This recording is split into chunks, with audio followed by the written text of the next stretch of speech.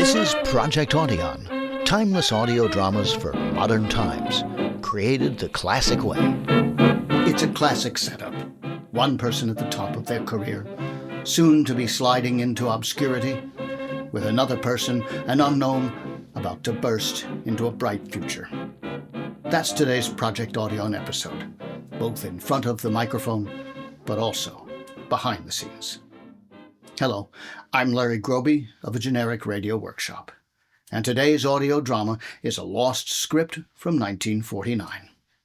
The show starred someone who was at the time very famous and is now a name you might hear once a year without realizing. And it was written by somebody who was not at all famous in 1949, but is now a name everyone knows, but not for this show. The radio series was Dr. Christian, which was broadcast from 1937 to 1954, and also half a dozen movies, and even a year as a television series. All of them television, movies, and the hundreds of radio episodes starred Jean Herscholt as the kindly, philosophical, small-town doctor, as likely to fix broken souls as he was to fix broken bones. Jean Herscholt? Today, if his name comes up at all, it's at the Academy Awards, where each year the Jean Herscholt Humanitarian Award is given to someone whose altruism has brought credit to the movie industry. Because Jean Herscholt certainly did, especially while he was president of the Academy of Motion Picture Arts and Sciences. Now, the Dr. Christian series aired for so many years in part because of a clever gimmick added in the 1940s, inviting the listening public to submit scripts, and the winners got paid. In 1949, one of those winners was a young ex-GI finishing college in Ohio who was trying to break into broadcasting. It was the fellow's first paid writing sale. His name? Rod Serling. Yes, Rod Serling, who in a few years would write some of television's finest dramas and then achieve immortality with a series entitled The Twilight Zone. But Rod Serling's first professionally sold script was for this show, Dr. Christian. It came in second place, by the way. It's set in the world of boxing, a subject close to Serling's heart. And although Dr. Christian was considered light drama, this script is pretty heavy. It deals with cancer, suicide, and dying, just so you know. Certainly not topics typical of most audio dramas from 1949, but definitely a script that carries the early humanitarian hallmarks of Rod Serling's later work, as filtered through the warmth of Jean Herscholt's performance as Dr. Christian. So now, step back in time as Project Audion's far-flung cast recreates, live, and complete with the original commercials, this lost Dr. Christian episode from November 9th, 1949, entitled To Live a Dream.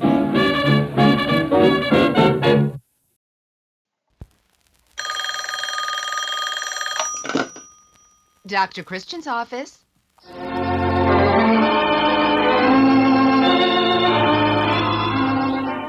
The Vaseline Program. The only show on radio where the audience writes the scripts. Stories right from the heart of America, written by the people of America. Woven around that beloved American character, the family doctor. This week marks the beginning of another year of Dr. Christian on your radio. And to get us off to a good start, we present one of our major prize-winning scripts called To Live a Dream. It is the work of a college student, Rod Serling, now in his senior year at Antioch College. Jean Herscholt is starred as Dr. Christian, with Rosemary DeCamp in the role of Judy Price. Now, here are Barbara and Bill. Bill, you're getting handsomer every day. Flatterer? I mean it. I've never seen your hair looking so well-groomed. You must comb it pretty often. Oh, you're wrong, Barbara. I'm combing it less. Less? Yes, I've started using that new Vaseline cream hair tonic. And believe it or not, I comb my hair once in the morning, and it stays combed all day long.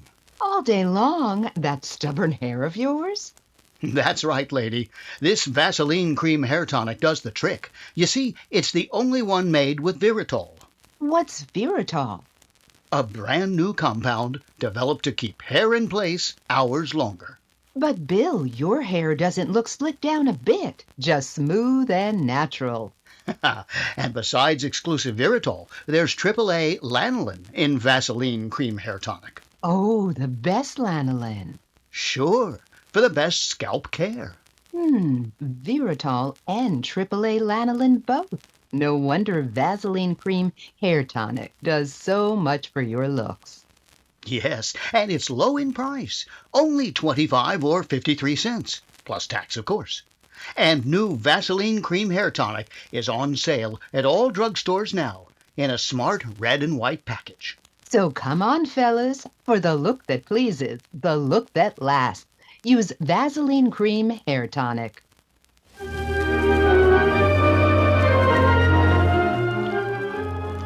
And now to enjoy our prize-winning play, To Live a Dream. The opening scene takes place in Dr. Christian's familiar office in the old white house on the corner of State Street and River Road. There you are, Frank. Put the adhesive on like this and you're as good as new. Hey, gee, thanks, Dr. Christian. Next time, Frank, remember to keep your left up. If you want to be a champ in the prize ring, you can't afford to cut easy over the eyes. Yeah, I remember, Dr. Christian. I figured it wasn't a bad cut, but the fellas thought I ought to come and have you take a look at it. I'm glad you did. Even a small cut shouldn't be neglected. Dr. Christian, what do I owe you for, fixing me up? What? Well, let me see. Here, Judy, you itemize this for me, please. Certainly, Doctor. For Mr. Frank Vilcek of the United States Hotel, bandage, adhesive, gauze, iodine, professional services. Hey, Dr. Christian, I only got $20 a week as a bellhop at the hotel. Judy, make a note that the patient is in dire financial straits. Yeah, put that down, Judy, and also say I ain't got much money. Oh, I will, Frank. Well, Frank, I'll make a bargain with you. I'll accept this payment, a free pass to the first World Championship bout you fight. How's that? Oh, hey, that's swell. Hey, it's getting late. I gotta go. I'll miss the parade.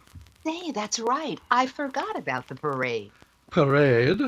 Sure, Dr. Christian. Danny Marsh is back in town. They're having a big parade for him. He's the leading contender for the light heavyweight championship of the world. My pop says he's better than John L. Sullivan. Then he must be pretty good. Goodbye, Frank. I'll see you. Thanks again. So, Danny Marsh is back in River's End and going to be champion. You knew Danny pretty well, didn't you, Dr. Christian? Yes, I did, Judy. He was an orphan. He came to River's End when he was still in his teens. He used to come over and he'd talk and he'd ask my advice about things. I think Danny will always be one of my favorites. I think he's the town's favorite too, Dr. Christian. That parade must be something. Hey,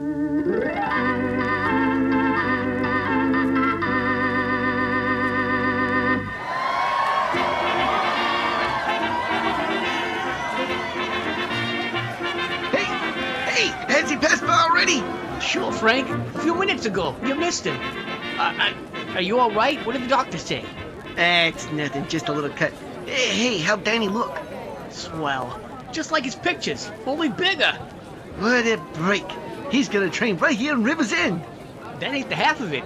He's gonna be living right at the hotel, on my floor. On your floor? Some people have all the luck. Want to swap floors? I'll say, would you really? For $10 I would. But $10 is half a week's pay. Danny Marsh is gonna be the champ. Remember. Okay, $10, it's a deal.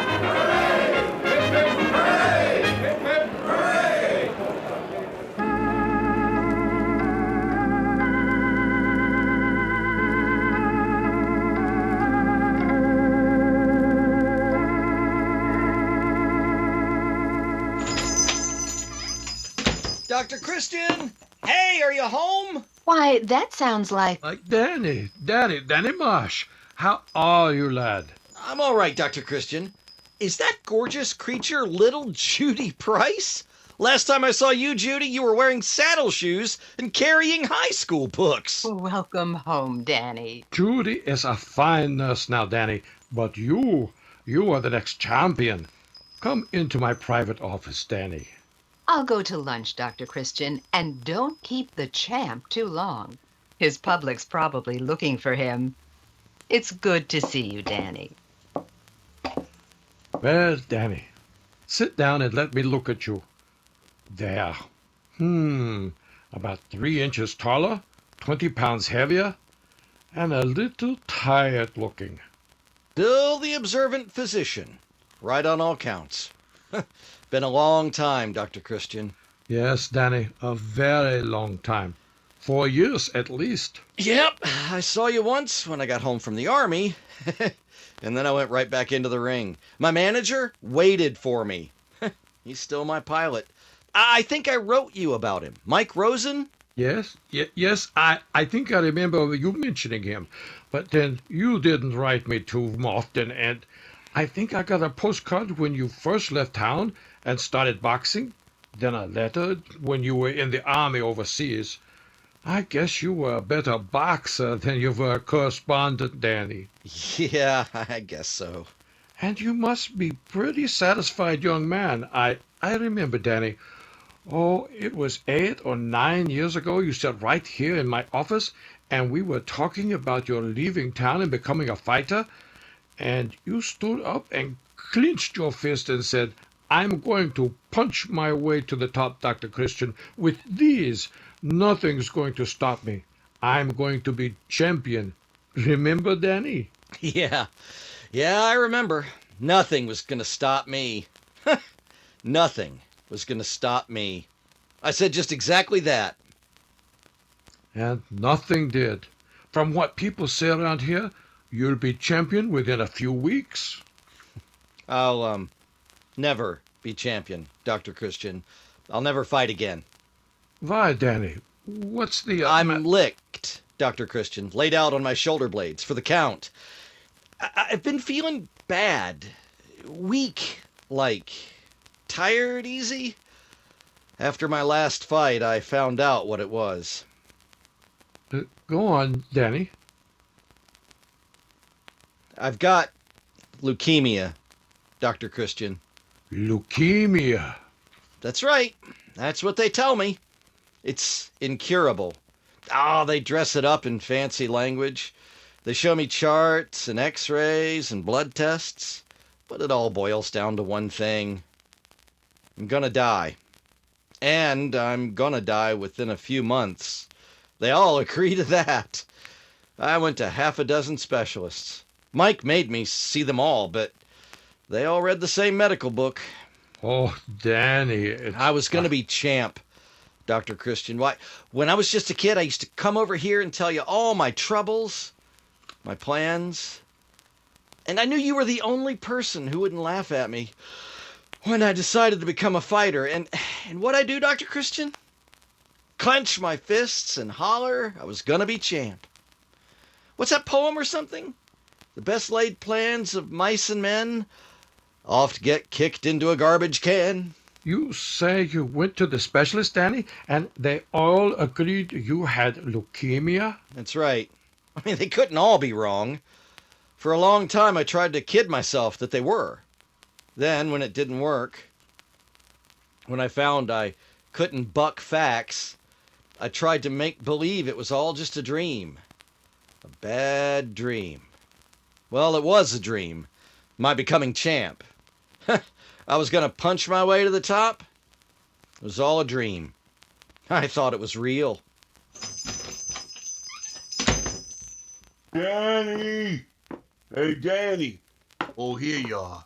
Excuse me for butting in. Dr. Christian, this is Mike Rosen, my manager. I'm pleased to meet you, Mr. Rosen. Call me Mike, Doctor. Well, how's the kid look to you? He's a sweet fighter, Doctor. All the hometown folks sure threw out the velvet carpet for him. He tells me you encouraged him to go out and make something of himself. I guess you deserve plenty of credit. Oh, I can't take the credit for all the success. I might have given him a little push, but that was Oh, just... well, you started him off. You gave him incentive. That's what Danny tells me. That you kept saying to him that anything worth having was worth fighting for. Well, the kid's been fighting plenty. Gonna be the next champ. That about tells you how well... Mike, I told Dr. Christian what the score was. Oh. Oh. Well, I can take this stupid grin off my pan. I've been forcing it to stay on so long I was afraid it was gonna freeze. You know about Danny then, huh, Dr. Christian? Yes, Mike. Danny's told me everything. And there's nothing you can do? If Danny wants, I can start examining him tomorrow. However, if it's leukemia, well, there's not... It's leukemia. He don't stand a chance, huh? I'm afraid that's it. You needn't bother to examine me, Dr. Christian. I know what the deal is. Why take your time and mine? It's useless. What do you mean useless? Nothing's useless. Nothing's a waste of time now. We ain't got plenty of it, but we're gonna spend every second of it figuring out angles to get you fixed up. You're a nice guy, Mike, and you're loyal, but you aren't talking sense. There aren't any angles in this deal. None at all. Why don't you skip out and find yourself another fighter? I'm no good to you now. You got plenty of dough to take the time to look around. Sure, I got dough. And you earned it for me, Danny. Remember, it was you pushing leather out there. It was you getting a busted nose and the cut eyes. It wasn't me, Danny, taking the punishment. It was you. What do you want to do now? Just quit? Just give up? What do you want me to do, Mike? Petition Congress? I tell you, I'm licked. Danny, you could find something to occupy your time, something you're interested in. Dr. Christian, all I'm interested in is staying alive. I got leukemia, and I gotta lose that interest. But there must be something There's that you nothing. I'm just gonna bed down and wait for the Undertaker. And those are your only plans now, Danny? Those, and the funeral arrangements, Dr. Christian.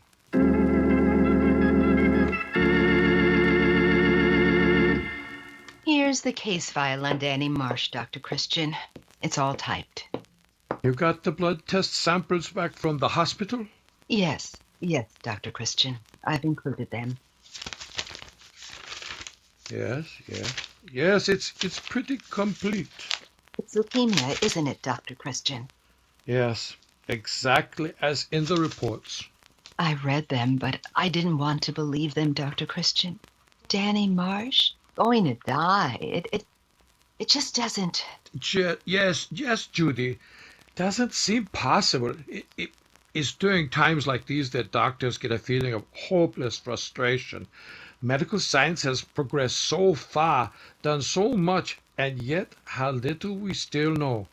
And we realize when a Danny Marsh comes along, going to die, and we must sit back, and the only thing we can do is predict how long.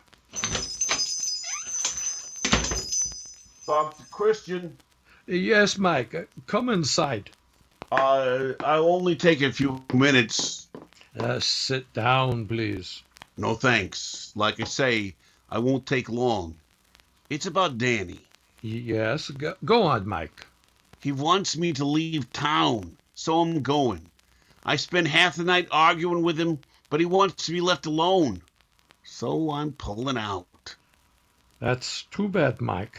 I think he needs you a great deal, especially now. Well, he's got this bug that he's just living off me now that he ain't fighting, that screwball kid. Sometimes a guy is just too honest. Where will you go, Mike? Oh, New York now, I guess. Find another fighter. I don't know, Dr. Christian. I think I'm spoiled for anybody else being with Danny so long. I understand, Mike. Would you kind of look after him, Doctor? I think he needs somebody to... Funny, he even came to sort of depend on me. Sure, I'm just an ignorant lunk with rosin dust for brains, but when you're with a guy a long time, well... I look after him, Mike. Only I hope I can do half as good a job as you have. Another thing, Danny is taking this lying down. He should be up slugging. He just lays around not saying anything, not doing anything. He's gonna get to feeling so low that he might do something rash. Danny ain't a natural quitter, Doctor. I know that. One time in Cleveland, he was fighting Sailor Gibbons, and the sailor closed both his eyes. But Danny got sore at me for suggesting we throw in the towel. He just stayed in there swinging. Couldn't even see the punk, but he kept fighting. After it was over, I had to lead him to the dressing room. No, Danny ain't a quitter. Danny isn't the sort to give up without a fight, Mike. But human beings go on only when they think there's a chance, some reason for fighting. When they know that no such remote chance exists, well, it's hard to battle what is inevitable. Still, I'm afraid Danny might do something he'll be sorry for. He needs something to occupy his time, just like you said. He needs something to believe in. That's right, Mike. All his life he's believed in himself. He's losing that belief now. Well, I gotta catch that train. So long, Dr. Christian. Now I know why Danny thinks you're one of the finest guys living. And now I know, Mike, why Danny has been a winner in everything. He's had a good manager and a true friend. Goodbye, Mike Rosen, and the best of luck to you.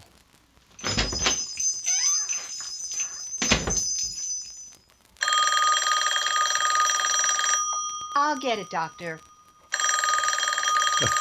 Never mind, Judy. Yes? Yes? This is Dr. Christian. What's that? Room 47. Yes, I'll be right there. Judy, get my bag for me, please. Yes, Doctor. What is it? That was Frank Vilcek, the bellboy from Danny's hotel. He says Danny has tried to commit suicide.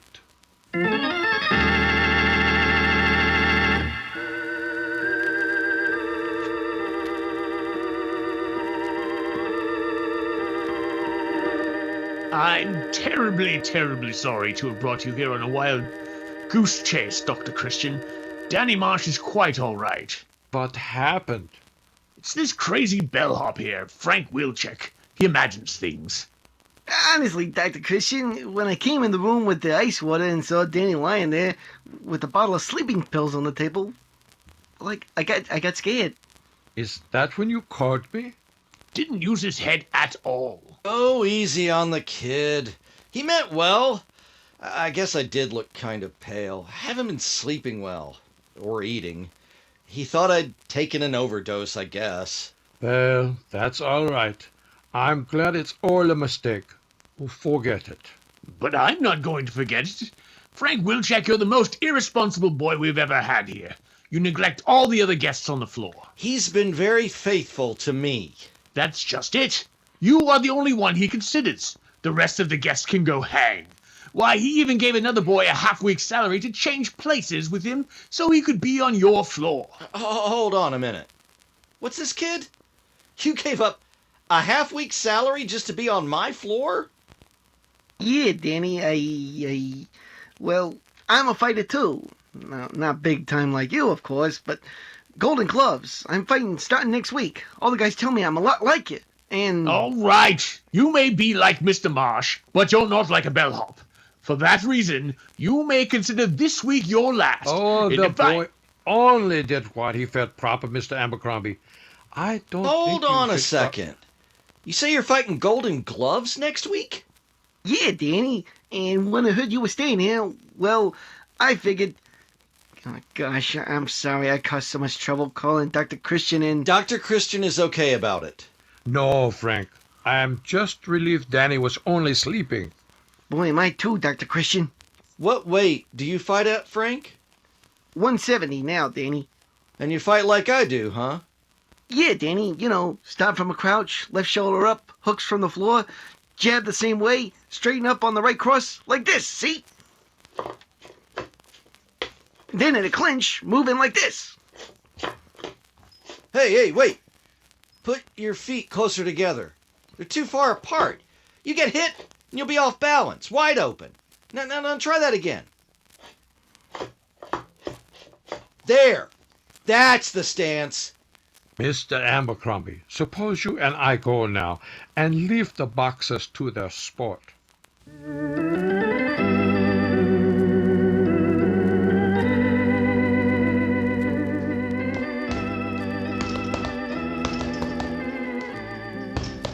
That's it, Frank. Now, cross with your right. Don't drop your left. That's your protection when you lead. Keep it up there, in front. That's it. How's he coming, Danny? Oh, hi, Dr. Christian. Oh, he's coming along beautifully. He's got the makings of a real fighter. Oh, yeah. Here's a bunch of passes to the Golden Gloves next week. There's 2 for every night. Does Frank fight every night? If he wins, he has about a night. 3 rounders for 3 nights. Then, next week, he'll fight for the championship in the winner's bracket. That's what we're looking for. Yeah, Dr. Christian. And Danny's gonna be right in my corner every fight. Right, Danny? You bet, kid.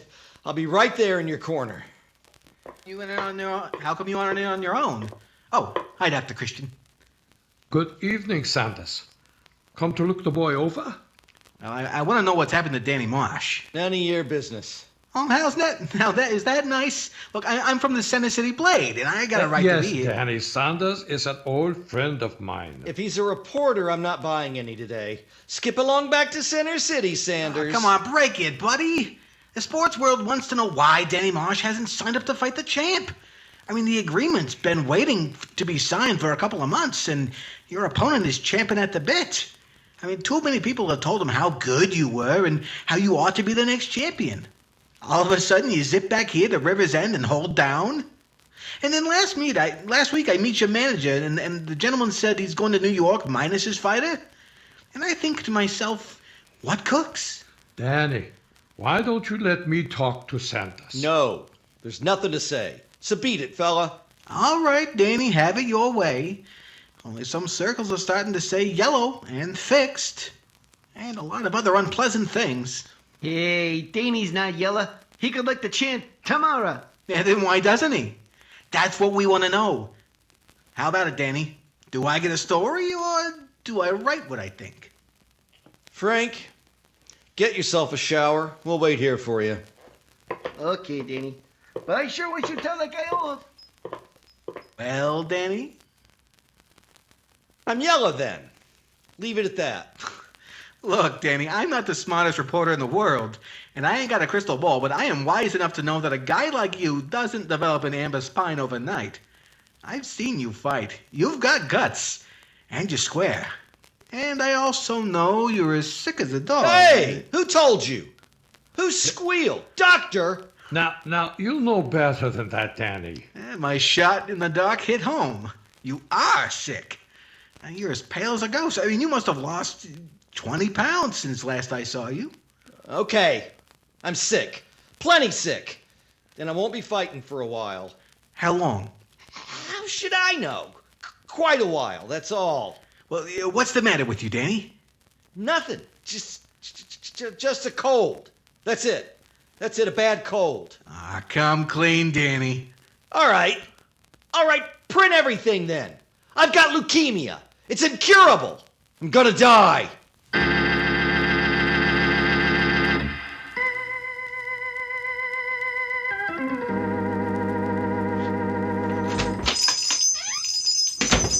Yes? Can I help you? Dr. Christian asked me to drop over. You must be Mr. Sanders of the Center City Blade. Ah, brainy as well as beautiful. What luck. It's my job to know the doctor's patients. Yeah, well, you can know me a lot better if you want to. Dr. Christian is waiting for you in his office. Okay, lovely. Say, how about a steak together this evening? I'm not that hungry. But you will be. Say about 7 p.m.? The doctor is waiting. All right, all right. Hello, Sanders. Glad to see you. Sit down. Did you phone your paper? Not yet. I want to get more dope. This leukemia. How long has Danny known? Quite some time. You make the diagnosis? No, but my examination confirmed what the other doctors have told him. It's a terrific story. Why was he trying to hide it? It's because of Frank. Frank? Oh, the kid that was there in the gym with Danny today. Yes, Frank Vilcek. Danny thinks the boy has a great future. He also thinks the boy is like himself, fights like him, can perhaps carry on for him to the championship Danny has always dreamed of. I get it. The kid's to take Danny's place. That's what Danny believes. So nothing must interfere now when Frank is on the eve of his first big test. Boy, what a story I can make of this one. I mean, a signed story that will make headlines all over the country. Gosh. Thanks, Doc. Thanks for the information. Listen, I gotta go now and really... Wait, Sanders. You're not going to write the story. I'm gonna phone the city desk pronto. It's the scoop of the year. But you're going to pass it up. Pass it up? Am I nuts? Sanders, can't you play the game by Danny's rules this one time? Look, a reporter's got to be objective. Look, it's tough about Danny, of course, but this is a big story. I owe it to my paper. All right, but wait until the Golden Gloves is finished. This is Danny's hour. Give him his dream to live. Oh, heck. Some violins, please.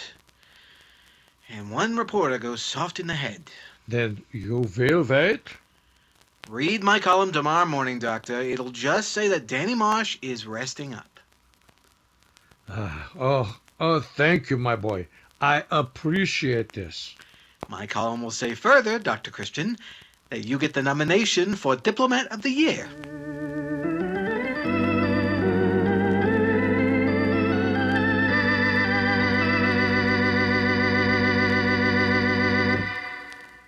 Well, Danny, tonight's the night. Yeah, Dr. Christian. The kid can't lose. Imagine that. 3 bouts, 3 knockouts, all in the first or second round. The kid's a fighter. No mistake. He's sweating this one out. Jumpy, nervous, a lot like I used to be. He's a lot like you, Danny. I've noticed that. He fights the way I do, too. I didn't have to teach him much new, just to polish up his style. You look tired, Danny. I am, Dr. Christian. Look, I could always talk to you. I could always expect you to answer me on the square. When it comes, how will I go? Probably very quietly and painlessly, Danny. One night you'll go to bed and not wake up. Yeah, possibly, something like that. But why talk about it now? After all, you've got... I want to talk about it now, Dr. Christian. I've got to tell you,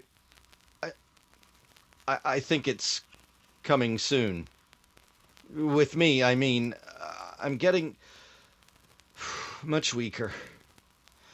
I wish you'd stay close during the Golden Gloves fight. I might need you. I'll be there, Danny. Yeah.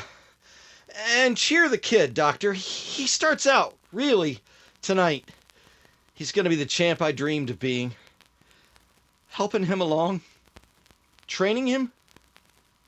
It's given me all my courage during these last weeks. I know. When he goes into the ring, I think, there goes me. Or maybe what I would be. I wired Mike about him. I envy the kid. He's just starting. And I'm just finishing. No, Danny. I don't think so. His beginning is yours also. When he starts out, he'll just be taking over that part of the dream that you couldn't finish. And he'll finish it for you. Yeah, Dr. Christian. That's right. And someday, he'll be able to look back and think to himself that he shares his success. Shares it with you. It's both your successes. I better go. The kid calms down a little when I'm around. His bout's for 8 o'clock. Well, thanks. Thanks for everything, Dr. Christian. Goodbye. Goodbye. I'll see you right after the fight, Danny.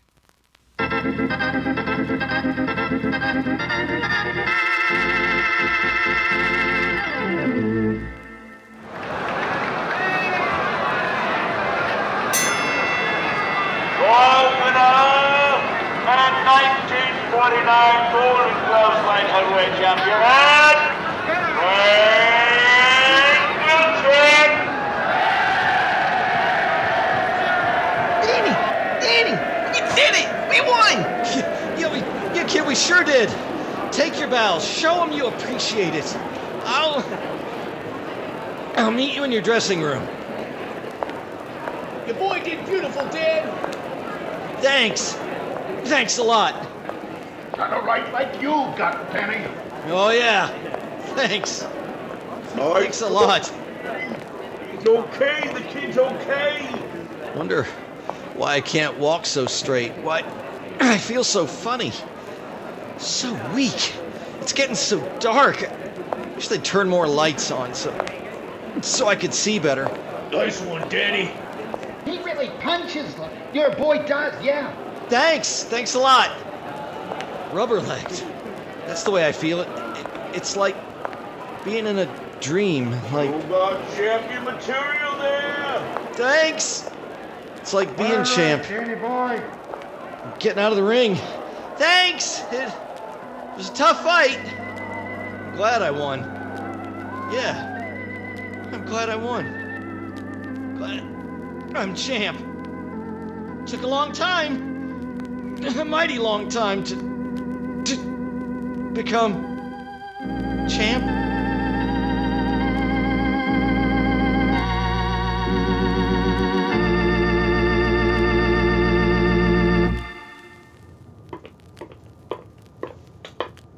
Dr. Christian, Well, hello, Sanders. How goes it? I've been waiting outside the hospital here for news about Danny Marsh. You were in there with him, weren't you? Yes, I was.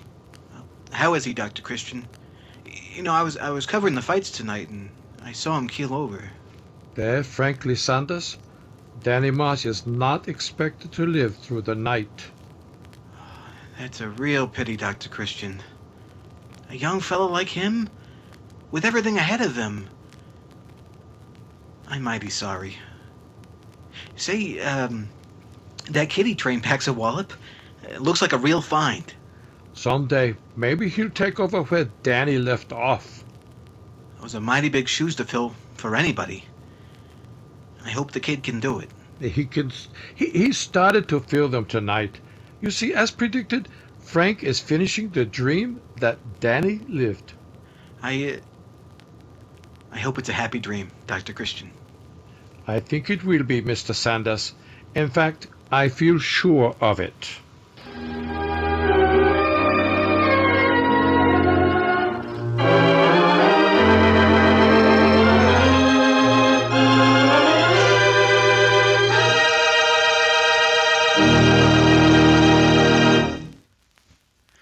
And the curtain descends on another Dr. Christian prize play with our star, Jean Herscholt, waiting to greet you. Here it is, a new and wonderful cream hair tonic. The cream of them all.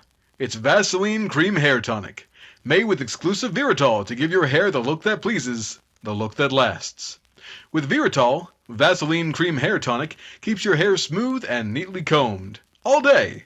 Not just for a couple of hours, but all day long.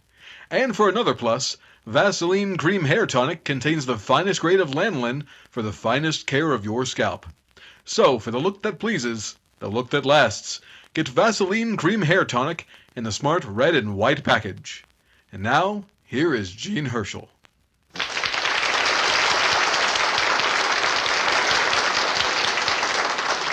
Thank you very much. I know you enjoyed tonight's story by Rod Serling, a GI student at Antioch College and a veteran of the Pacific. His ambition is to be a writer, and I hope this will be a long step towards achieving his goal. Next week, we plan to present another prize-winning play, Girl in the Mist, by Robert Boone of Hollywood, California. We invite you all to join us again next Wednesday evening, same time and same station.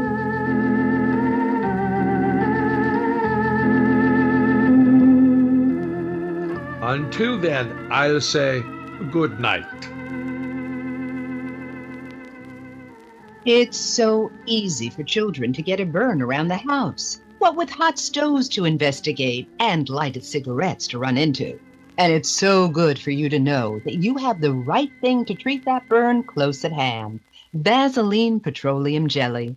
When anyone gets a minor burn, just apply Vaseline Petroleum Jelly quick as you can.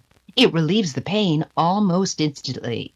And of course, that's the way many doctors themselves treat burns. Because not only does Vaseline Petroleum Jelly soothe, it also helps the burn heal faster. And it guards against infection, too, if the skin is blistered or broken. So be sure you have a jar or tube of Vaseline Petroleum Jelly handy. And when you buy, remember to look for the trademark, Vaseline. That trademark, owned by Cheesebro Manufacturing Company, is your guarantee of absolute purity. Thank you, Rosemary DeCamp.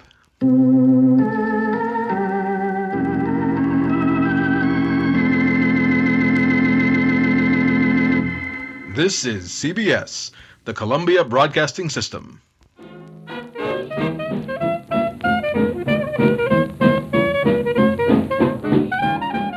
That's it for another classic audio drama from the days of radio, recreated by Project Audion. Heard in our cast today were Ken Rainey in Texas, Andy Hartson Bowyer in Virginia, Sherry Wishart in Pennsylvania, Pete Lutz in Texas, Hunter Adkins in Maryland, Dana Gonzalez in Texas, and Tim Burns in Kansas. Music, sound, production, and direction came from me, Larry Groby. If you enjoyed this lost audio drama, then please give it a thumbs up, share it with others, and drop us a comment. We appreciate an encouraging word as we strive to keep alive classic audio dramas like these. Until next time, thanks for listening.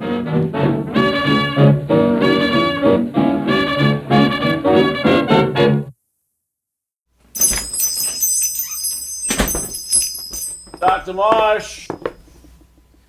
Yes, Mike. I'm sorry. Come inside. I said George. Wrong show. I know, you're in the wrong office. It's next door. I wasn't looking Yes, at the Mr. script. Christian. Just sign on the wall. Mr. Christian. Dr. Fine, call surgery. Dr. Yes, Howard, Mike. Dr. Fine, Dr. Howard. Yes, it's Mike. Yes, Mike. Come inside.